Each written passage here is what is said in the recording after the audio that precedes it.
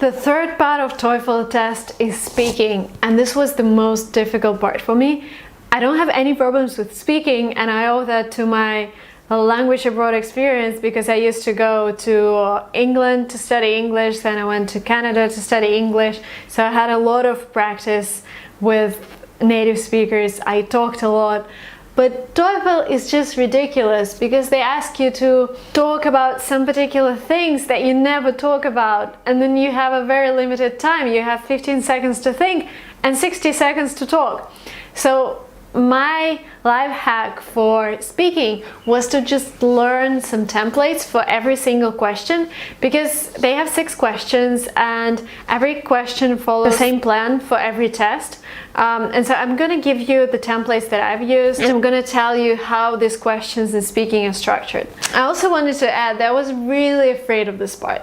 I've listened to some feedback from people who actually check the TOEFL speaking part, and they gave lower scores to people who mumbled, to people who spoke too slowly. I'm like, what?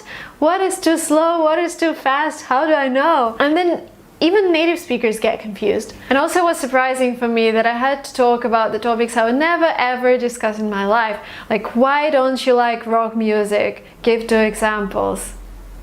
I don't know why I don't like, I just don't like it.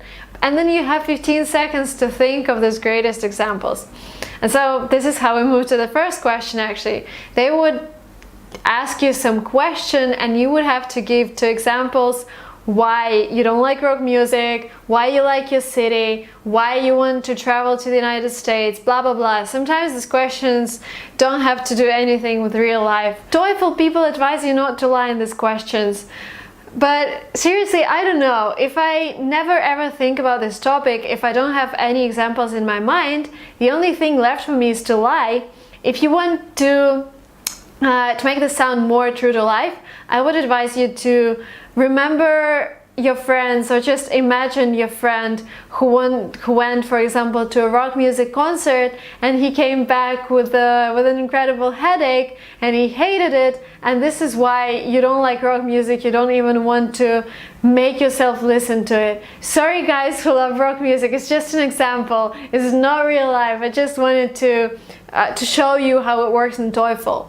So don't be afraid to lie. I mean, they tell you not to lie, but it's better to say something than just to stay silent. So talk about your friends, talk about your relatives, or just think of some examples that come to your mind.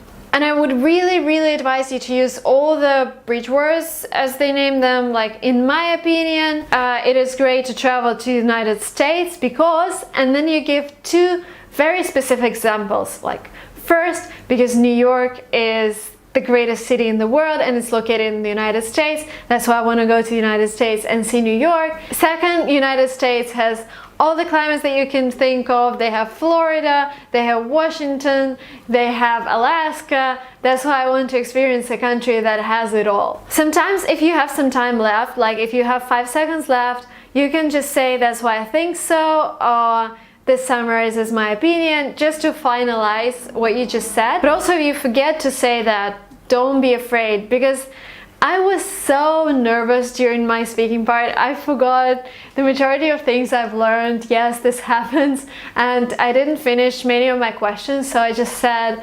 I named 2 examples and then it was it. I just went silent, but they didn't reduce my mark because of that. And another thing that happened to me, I had 10 seconds left, and I was like, oh my god, 10 seconds left, I have to say something. So I was like, I started thinking, I was like, and then what? I didn't say anything, and it was just, which finalized my answer.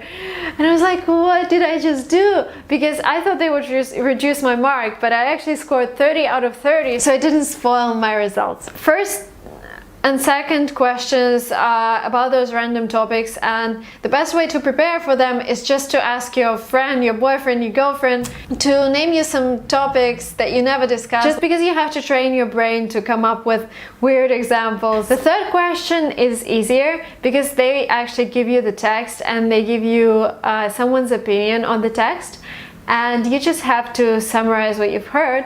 And the template for that would be: the reading states that, and you have the quick summary of the text. The speaker's opinion is that blah blah blah, and you give the first example that he provides in his speech and the second example, and that's it. The great thing is that this pattern is the same for every third question in TOEFL speaking part. The fourth question: you would get a text about something, for example, top universities in the United States, and then you would get a speaker who provides a specific example of top university, for example, Stanford. And what you have to do is summarize what you've read in the text and what you've heard.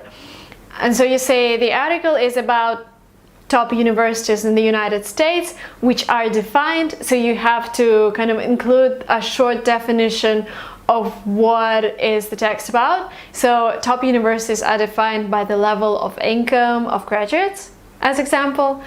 And then you go to what the speaker says, and you say the speaker provides Stanford as an example of top universities because first, Stanford graduates get the highest salary. Second, Stanford gets a lot of funding from successful entrepreneurs. This is just an example, but this is how it should look like. And again, if you have some time in the end, you just say this is why Stanford is a top university in the United States and in the world, just to conclude what you just heard and said. The fifth question is my favorite because it doesn't cover those random topics like ancient things like spaceships or whatever. It just covers real life. So normally you would have two students that are discussing some problem. For example, one student complains to another that he has a very loud neighbor and he doesn't know what to do, and the second student would come up with two solutions for his friend. He would say, for example, you could argue with your neighbor and tell him to move out because he's not following the rules of the residence, and the second solution is to just talk to the residence manager. And it gives you pretty much the idea of how the answers look like, and I would advise you to always choose the second answer because it is normally the best one, and it saves you a lot of time on thinking which answer is the best. So just train yourself to selecting the second answer and providing the reasons for it. And what you have to say in the fifth question is that you discuss the problem, you state the problem, you say the problem that the student has is that his neighbor is too loud. To my mind, the second solution, talking to the residence manager, is the best because first, he wouldn't have to argue with his neighbor. Second, the residence manager always comes up with better ideas on how to solve the problem, and he has to be aware of what's happening in the residence. This is why I think the second solution is the best.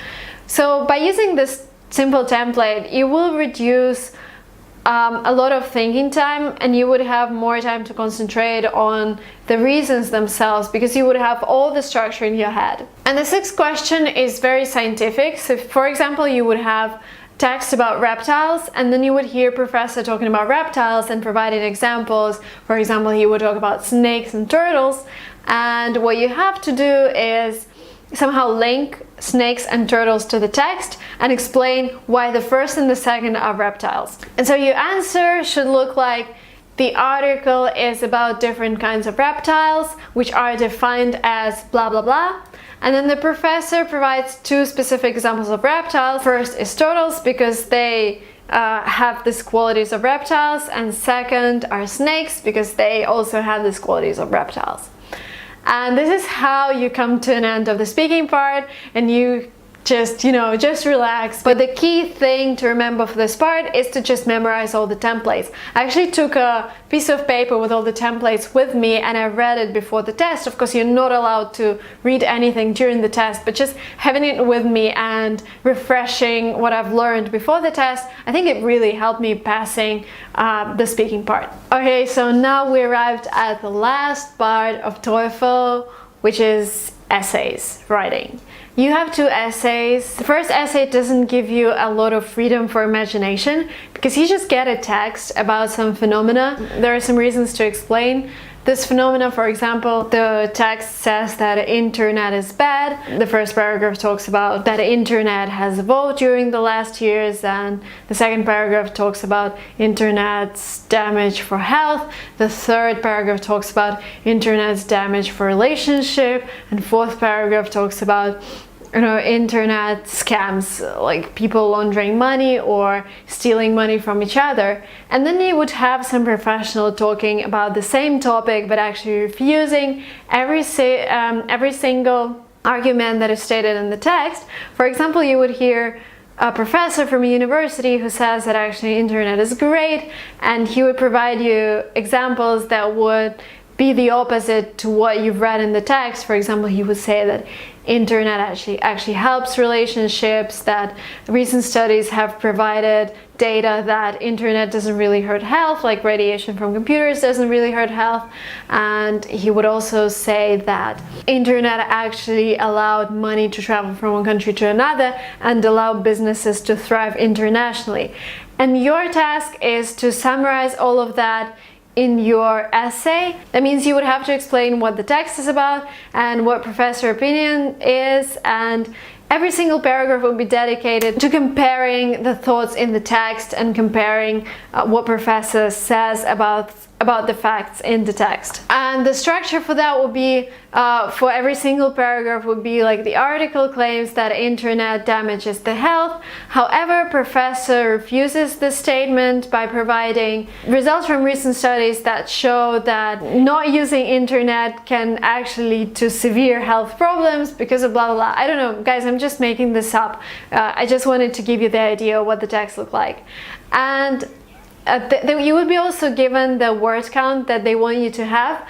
I would advise you exceeding this word count, because the best text, which get the best scores, actually exceed the word count by 100 or 200 words. So in the second essay, I would advise you to exceed 300 word limit. Go out there and share your thoughts with TOEFL readers. The second essay gives you freedom for your own thoughts. So you would be given some problem and you would have to explain what you think about it, providing clear examples. And every paragraph should stand for an argument. For example, if the topic is mathematics should not be taught at school, you would have 3 reasons refusing that or agreeing with that, and you would have specific examples for every single paragraph. The people who are checking your writing, they will have special guidelines. And there is some advice I wanted to give you. The first advice, just to avoid making mistakes. If you want to use some very beautiful word you think will improve your score, but you're not sure how to spell it, just don't do it. Just use simple words, and it's better to, get lower score because you're using simple vocabulary than getting a really low score because you're making mistakes in every single interesting word that you use. It's also really important to remember that you're writing an academic test, so no contractions, no colloquial phrases. If you want to say don't, you have to write do not haven't, but have not. So just remember, just think of it as if you're writing your college essay and your professor would be reading it. This is the kind of environment you're in. And every paragraph should be pretty much the same in terms of volume, because every paragraph represents a thought, and every thought has to be described in full detail. And my experience in essays, I thought I was great. I exceeded the word count. I checked everything. I thought it was the best essay I've ever written because the thoughts were so deep. I was so great, But then I scored 27 out of 30, and they don't really give you a reason why they do that. They just give you 27. But I think is that I didn't use those interesting and complicated words. I used just simple vocabulary because I wanted to make sure that I don't do any mistakes, and they actually account for that as well, and that's why I think I scored 27. But it was okay all in all, because 117 is way above everything I needed for the college. Okay guys, I hope this video is interesting. I hope that you enjoyed listening to my experience and that you've heard something very important for yourself as well. Please subscribe to my channel if you want to hear how I passed GMAT, how I got into top American universities, and about my life in the United States. Bye bye!